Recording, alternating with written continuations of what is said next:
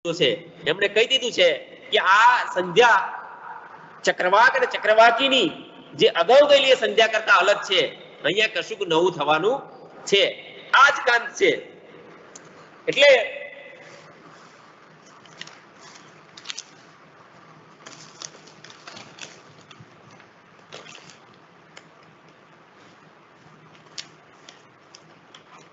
Sorry page ફરી ગયા હતા. એટલે જે આરંભ છે એ પણ નાટ્યાત્મક રીતે કરવો, આરંભ પણ સૂચક રીતે કરવો, પ્રકૃતિ વર્ણનથી કરવો. અતિજ્ઞાનમાં કેવો છે? ઉદ્ગ્રીવ દ્રષ્ટિ કરતા નભ શૂન્ય પાસે ઝાંખી દિશા પણ જણાય અનિષ્ટ પાસે. તો આમ પ્રકૃતિ વર્ણનથી કરી છે. અહીંયા પણ જુદી જ પ્રકારનું એકદમ સૂચક રીતે પ્રકૃતિ વર્ણનથી આરંભ કર્યો છે. એટલે કે દરેક કાવ્યમાં સૂચક રીતે, નાટ્યાત્મક રીતે, પ્રતિકાત્મક રીતે, કોઈ પાત્રની ઉક્તિ રૂપે એ રીતે એકદમ અર્થપૂર્ણ રીતે એમણે ખંડકાવ્યનો આરંભ કરેલો છે. એટલે ચકવો અને ચકવી એક બાજુ ગિરિશિખર છે અને બીજી બાજુ અવિચલિત ભાવિ, એવું અનિશ્ચિત ભાવિ અહીંયા તમને જોવા મળશે. બધા જ ખંડકાવ્યો છે, બધી જ જે કૃતિઓ છે એમાં આ પ્રકારના તમને સંસ્કૃત પ્રચુર પદાવલીમાં અને એકદમ પ્રતિકાત્મક એવી શૈલીમાં તમને આલેખન થયેલું જોવા મળશે. બીજો શ્લોક હું વાંચું છું. આ પ્રથમ જે છે એમાં અનુષ્ટુપ પ્રયોજો છે. એમણે પ્રથમ જે પ્રસરી રહી વાસ શાખાઓ શૈલરાજની ન જણાય જશે સંધ્યાએ મધ્ય આજની. એટલે આ અહીંયા અનુષ્ટુપ પ્રયોજો છે. પછી દ્રુત વિલંબિત આવે છે. દ્રુત વિલંબિત પણ સતત બેવડાયા કરે છે. સરિતા જલ કૃષ્ણ જરા થયા કિરણ સૂર્ય તણા શિખરે ગયા. અહીંયા પ્રકૃતિ આખું વાતાવરણ એકદમ સ્વાભાવિક એવું ચિત્ર અહીંયા આપે છે.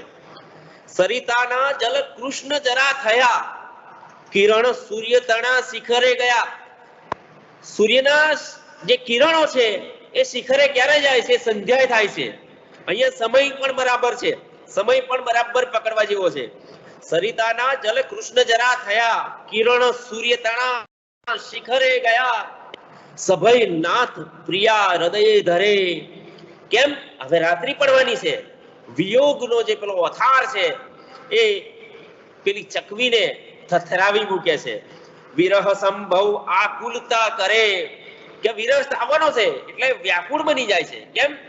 રાત્રિ, હવે રાત્રિ આવે છે, વિયોગ આવે છે. આ જે બીજી ને ત્રીજો શ્લોક છે, ત્રીજા શ્લોકમાં તો બેનમૂન એવું વર્ણન મંદાક્રાંતા છંદમાં આપણને જોવા મળે છે. ઝાંખા ભૂરા ગિરી ઉપરના એકથી એક શૃંગ, વર્ષા કાલે જલદી જલના હોય જાણે તરંગ, પાસે સામે તમ પ્રસરતા એક ઉદ્ગ્રીવ જોઈ, ભીરુ શ્યામા પણ નયનમાં આવતું અશ્રુ લોય. પેલાની આંખોમાંથી આંસુ આવે છે એટલે પેલી લૂછે છે, આશ્વાસન આપે છે. શું કરે છે?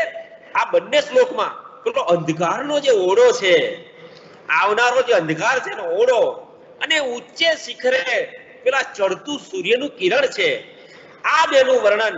નદીનું પાણી જે અંધકારમય, સરિતા જલ કૃષ્ણ થયા, એ કાળું થઈ ગયું છે.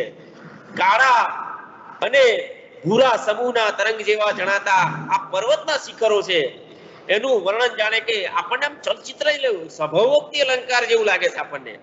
અંધકાર વચ્ચે ભયભીત થયેલી પેલી જે ચકવી છે એ ચક્રવાક એને હૈયે ધારણ કરે છે, અને ચક્રવાકના જે પેલા આંસુ એ લોહે છે, એને બરાબર શું કરે છે? આશ્વાસન આપે છે કે હજુ રાત્રિ આવે છે પણ આવતીકાલે સવાર છે, પણ આજનું જ વાતાવરણ કંઈક અલગ છે.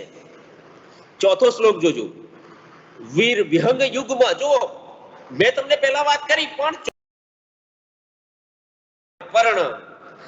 પેલા જે સંધ્યા કાળ વખતે સૂર્યની લાલીમાને કારણે જે પ્રકૃતિ પર પડતી લાલીમા છે, એના કારણે બદલાયેલી પ્રકૃતિનું વર્ણન અહીંયા કાંત બરાબર મોકળાશથી કરે છે. એક બાજુ સૂર્યાસ્તને લીધે સુવર્ણે બનેલી સૃષ્ટિ, તો બીજી તરફ લીલી કુંજાર જેવી વનસ્થલી છે, એના સ્વચ્છ સરોવરો છે, તળાવો છે, પરિમલયુક્ત પવન વર્ણનો. આ ચક્રવાકી જે છે એના મનોભાવોને બરાબર પ્રણય, તમે જુઓ કે આગળ જે ઘટના ઘટવાની છે એના માટે કાંતે અહીંયા ભૂમિકા કરી છે કે કેવા પ્રણય યુગલ છે, કેટલા આનંદિત છે, કેટલા આજુબાજુનું સાનબાન ભૂલીને એ પ્રણય ક્રીડા કરી રહ્યા છે. એ આગળ જતા આ વસ્તુનો આપણને ધક્કો લાગવાનો છે. હરિત નીલ સુંદર વનસ્થલી પર મળી સુકુમાર મૃગો રમે, ઉપવનો તણી સંવૃત આવલી મહી જવા પ્રણયી તરુણો ભમે. દ્રુત વિલંબિતની કઈક મજા જ વર છે. હરિત નીલ સુદૂર વનસ્થલી પર મળી સુકુમાર મૃગો રમે, ઉપવનો તણી સંવૃત આવલી મહી જવા પ્રણયી તરુણો ભમે. આ દ્રુત વિલંબિતમાં પણ આગળ એનું વર્ણન સતત ચાલે છે. નાના નાના મંદા ગ્રંથા પાછો આવે છે. નાના નાના કહી સૂચિસરો કચ્છ ઉત્તાન રમ્ય, સ્નેહે જોવા થકી ઉપજતી ભાવના ક્યાંય અગમ્ય. આગુ આગુ મુદિત રવનું ચિત્ર સંગીત થાય, શાનો ક્યાંથી કઈ નિરસ્તો મિષ્ટ આમોદ વાય. પવન છે, પ્રકૃતિ છે, આ બધાનું એક સ્વાભાવિક વર્ણનનું છેક ત્રીજી પંક્તિથી લઈ અને 7મી 8મી પંક્તિ સુધી સળંગ વર્ણન મન મૂકીને આ પ્રણય યુગલોની સાથે એના મનોભાવોને વ્યક્ત કરવા માટે કવિ કાંતે આ વર્ણનને બરોબર હાડોહાડ અને ક્રમશઃ ચલાવેલું જોવા મળે છે. 9મો 10મો ને શ્લોક, 9મો 10મો ને 11મો શ્લોક, આ જે પાત્રો છે, આ યુગલ છે, એનું એકદમ સ્વાભાવિક ચિત્ર બહુ જ ખૂબીથી આલેખે છે. શાખાઓમાં તરુવર તણી ચક્રવાકી છુપાતી, શોધી કાઢે દૈત નયનો. દૈત એટલે પેલો પ્રેમી છે, ચક્રવાક છે, એનું અહીંયા સંદર્ભ છે. શાખાઓમાં તરુવર તણી ચક્રવાકી છુપાતી, શોધી કાઢે દૈત નયને જો થાતી. ચંચુ ચંચુ મહી લઈ પછી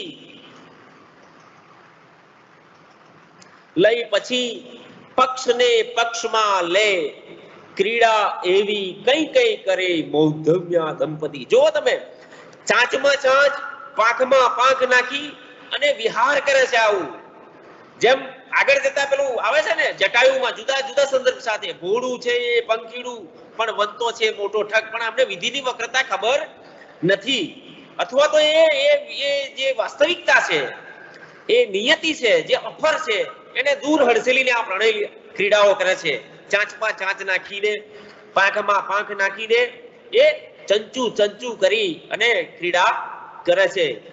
સુયુત બે ચરણો થકી ઉડતા, બે પગ ભેગા કરીને ઉડે છે ઊંચે ઊંચે, પવનથી પડતા કઈ બુડતા, વિમુખ એકલી નાહતી પ્રિયાસી, પતિ જય અભિષેક કદી કરે.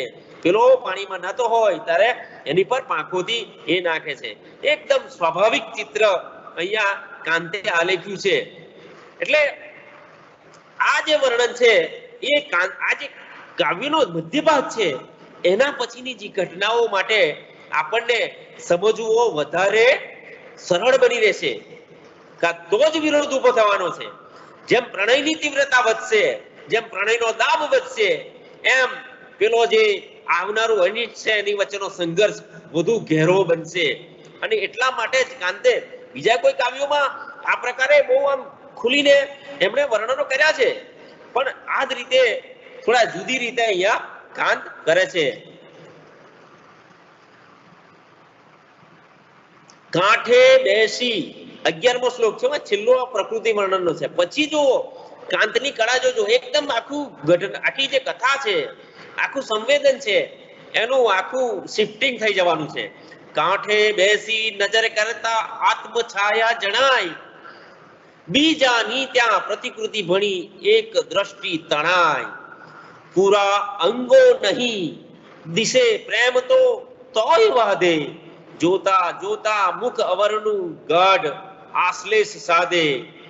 એ એકબીજાનું મોં જોવે છે, પાણીમાં પ્રતિબિંબ પણ જોવે છે, પડછાયા જોવે છે.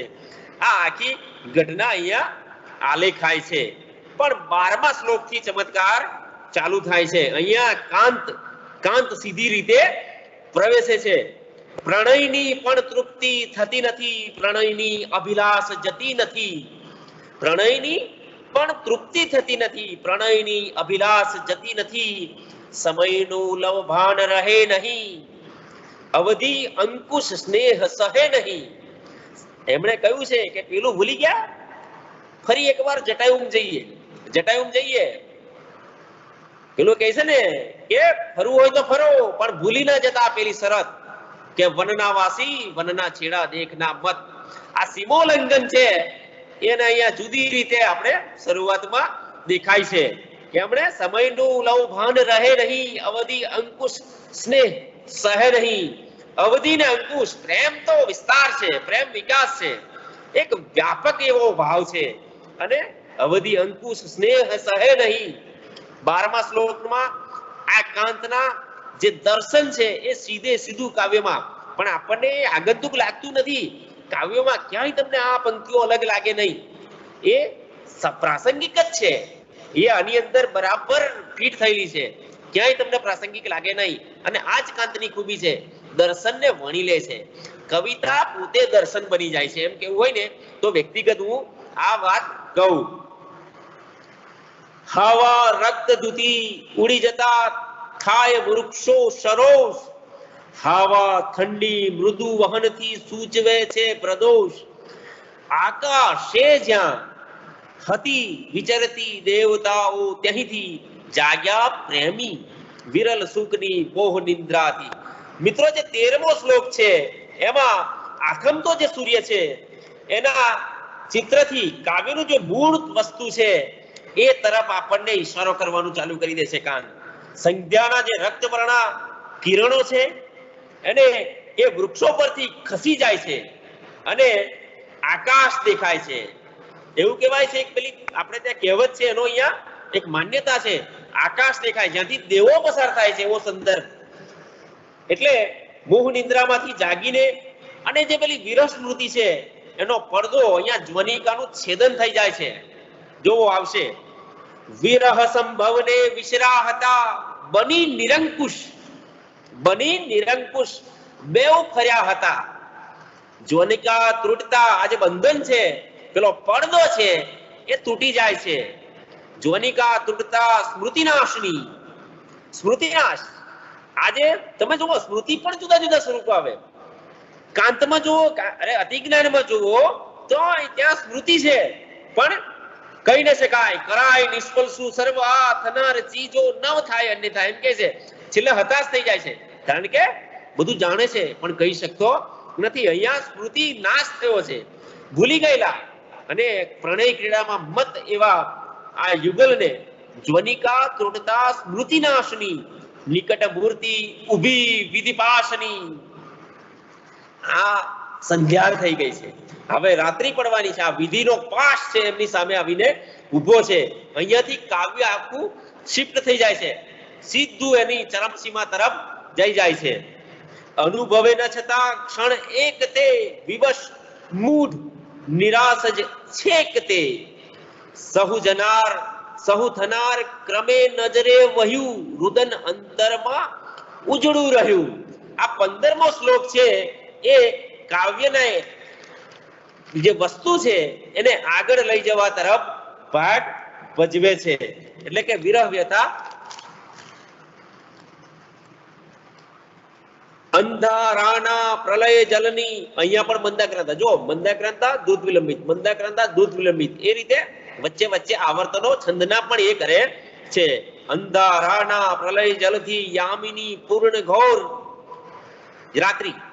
અંધારાના પ્રલય જલથી અવાજ આવે છે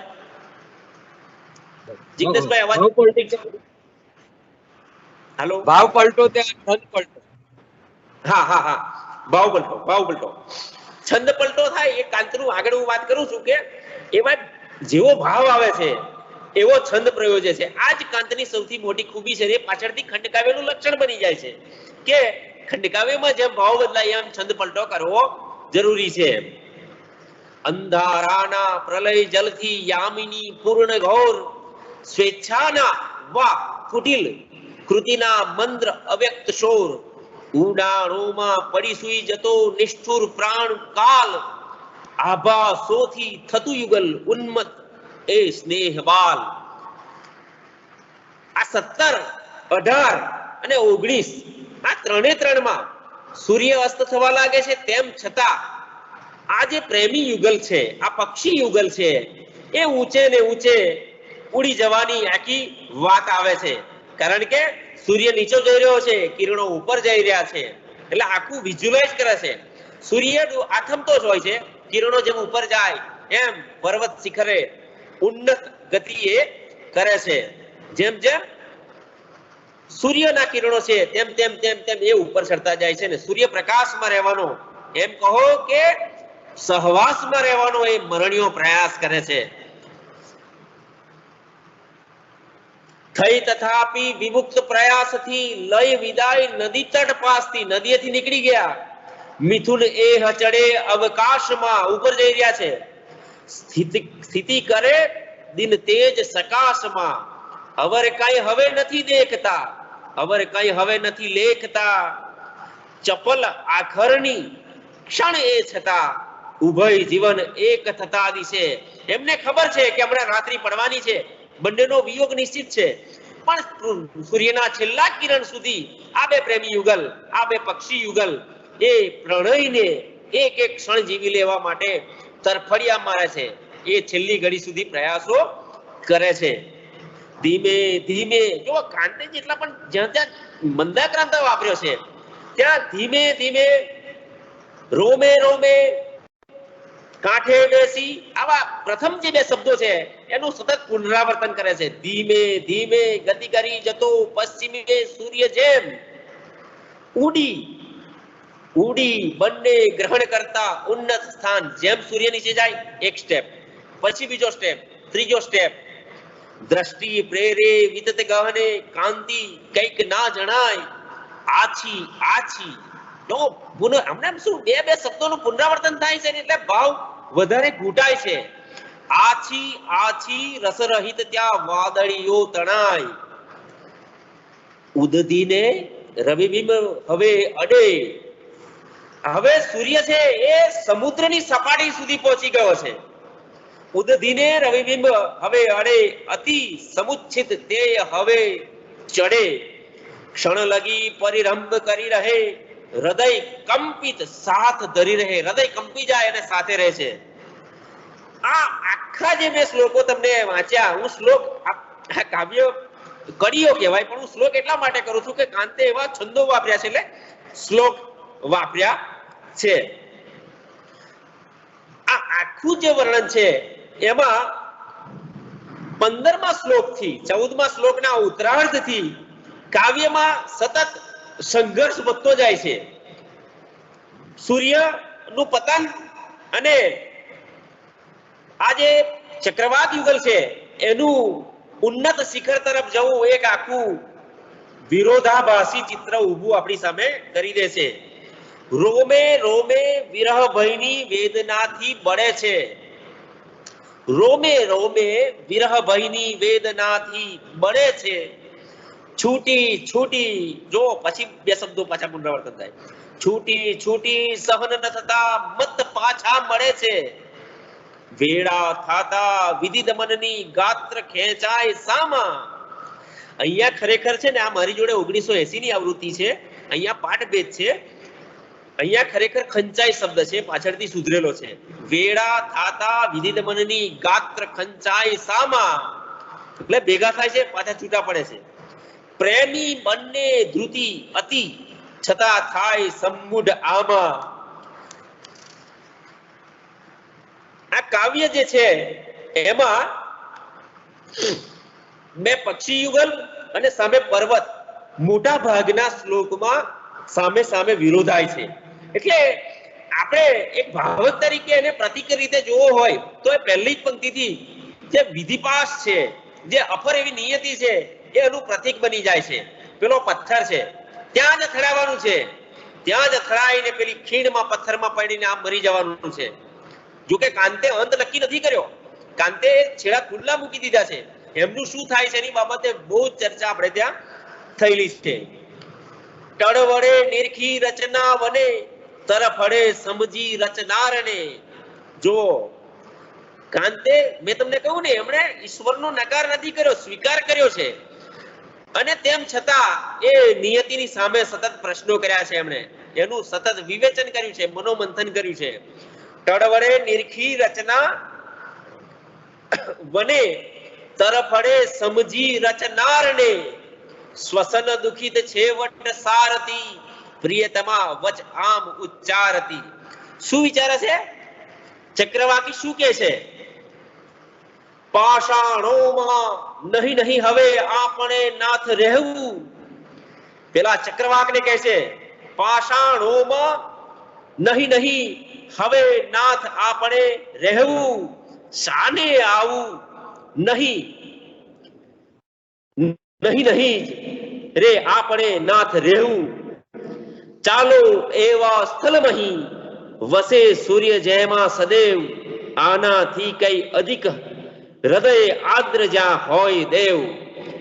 હવે ચક્રવાક છે, એને ખબર છે. ચક્રવાક બહુ જમાનાનો સમજુ માણસ છે, એને ખબર છે. એને નોર્વે જોયું હોય તો ચક્રવાકીને કહી દીધું હોય કે અશક્ય વાત ચક્રવાકીની છે, અને એ અશક્ય વાતને એવો આગળ જતા જવાબ પણ આપવાનો છે.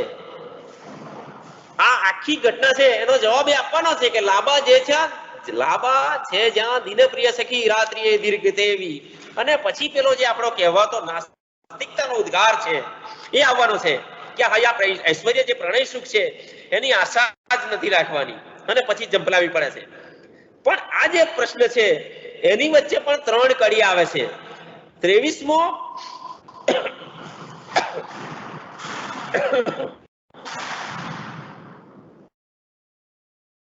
પ્રબધતા અટકી ગઈ એ અહીં.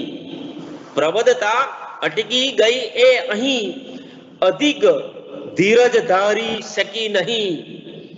થઈ નિરાશ હવે લલના રૂવે. એ નિરાશ થઈ ગઈ છે કારણ કે હવે એને વિયોગ મંજૂર નથી. મૃદુલ પીછ થકી પ્રિય તે લુવે. એના પીછ થકી પેલાને એ કરે છે. પણ હજી દિને શેષ રહ્યો જરા. જો એક પ્રેમનો એક નાનો બૂટડો, એક બૂંદ માટે પણ એ કહે છે કે હજુ અમારામાં અભિલાષા છે, અમે છેલ્લા ઘૂંટ સુધી પ્રણયનું પાન કરવા માટે તૈયાર છીએ. પણ હજી દિન શેષ રહ્યો જરા. નજર ફેરવી જોઈ બધી ધરા. એમણે ફરી નજર મારી અને સમગ્ર જે આખી જમીન છે નીચે દેખાતી, ઉપરથી એને નીચે જોયું. પ્રણય વીર લહી સ્થિરતા કહે અગર જો રૂજ અંતરમાં રહે. તો આ 25મો જે શ્લોક છે એમાં, અને પેલો 9મો શ્લોક છે એને સામે રાખીને હું તમને વાત કરવા માંગુ છું. આ 25મા શ્લોકમાં શું કહે કે પણ હજી દિને શેષ રહ્યો જરા. પ્રણય વીર લહી સ્થિરતા કહે અગર જો રૂજ અંતરમાં લહે. હવે 9મો શ્લોક આપણે જોયો, એમાં 9મા શ્લોકમાં શું હતું? એની બેની વચ્ચે વિરોધ અહીંયા ઊભો થાય છે. 9મા શ્લોકમાં આવે છે શાખા ઓમાં તરુબર તણી ચક્રવાકી છુપાતી શોધી કાઢે દૈત નયનો સ્નેહીને જોઈને હુષ્ટ થાતી. ચંચુ ચંચુ મહી લઈ પછી પક્ષને પક્ષમાં લે ક્રીડા એવી કઈ કઈ કરે મુગ્ધમાં આ દંપતી. આ મુગ્ધતાનું અહીંયા બાળમરણ થઈ જાય છે. મુગ્ધતા અહીંયા પડી ભાગે છે. ક્યાં? 25મા શ્લોકમાં. હા શબ્દો આ અરલ સરખા હા શબ્દો આ સરળ સરખા મર્મને તીવ્ર ભેદે ગર્ભાત્માને સ્ફુરિત કરતા ધૈર્યને છેક છેદે. એને કહ્યું કે આ તારા શબ્દો છે એ એનો જવાબ એ તને આપે છે. લાંબા છે જા દિન પ્રિય સખી રાત્રિએ દીર્ઘ તેવી. આ ઐશ્વર્ય પ્રણય સુખની હાય આશા જ કેવી.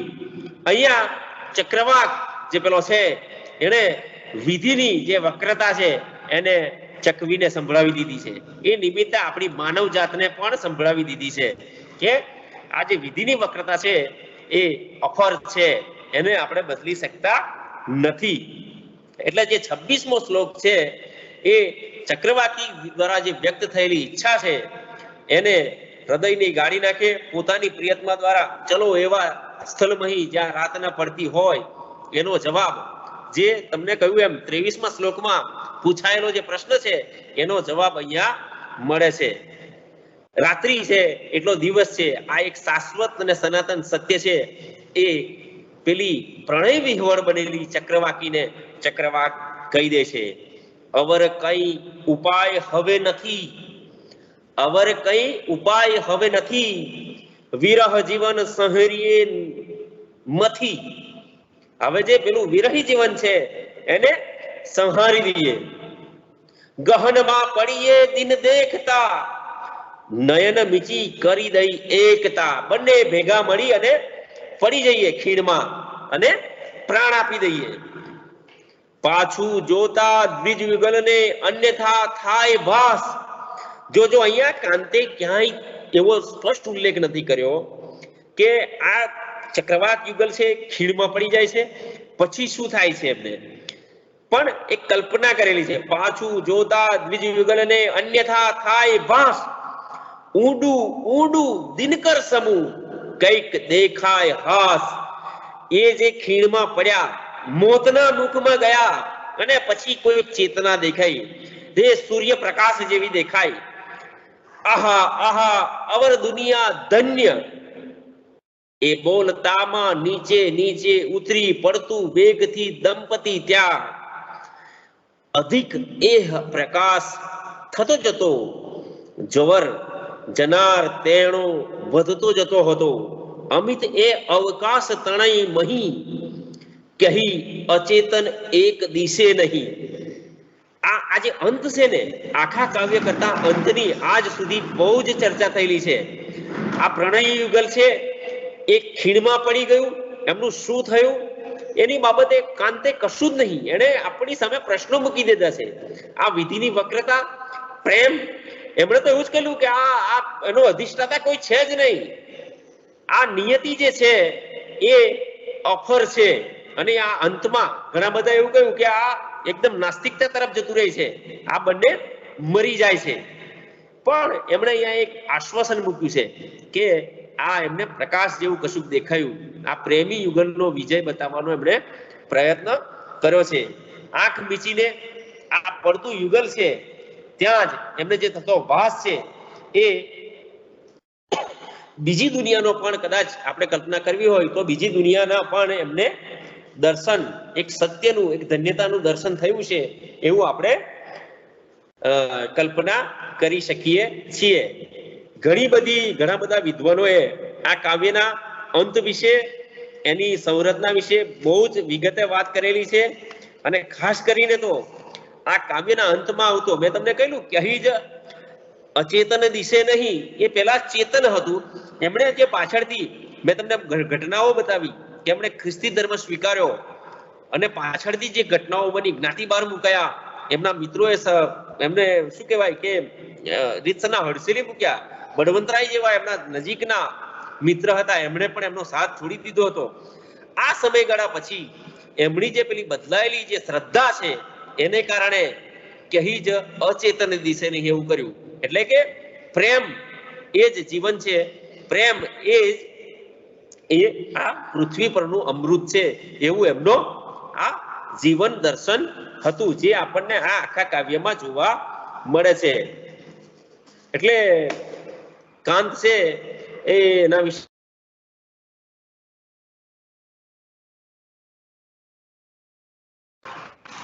કોઈને કઈ પ્રશ્ન હોય તો મારી જેટલી મતિ છે, મારી જેટલી શક્તિ છે એનાથી હું તમને એને કરવાનો પ્રયાસ કરીશ. જિજ્ઞેશભાઈ.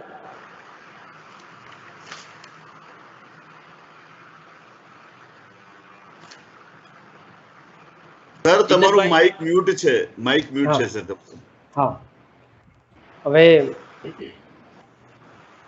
આપણે ગિરીશભાઈએ સરસ રીતે આખી વાતને મૂકી.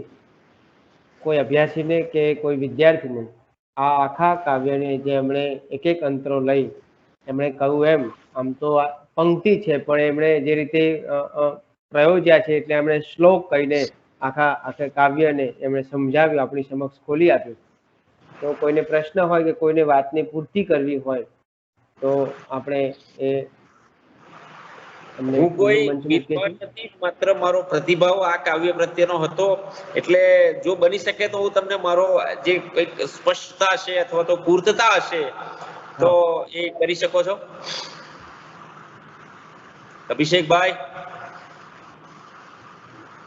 બસ ખૂબ જ આનંદ, જબરદસ્ત રજૂઆત અને એકદમ જેને કહેવાય કે આખા કાવ્યનું સ્પષ્ટીકરણ, ક્યાંય શંકા ન જન્મે એ રીતે ખૂબ જ સુંદર રીતે સાહેબ તમે સમજાવ્યું છે.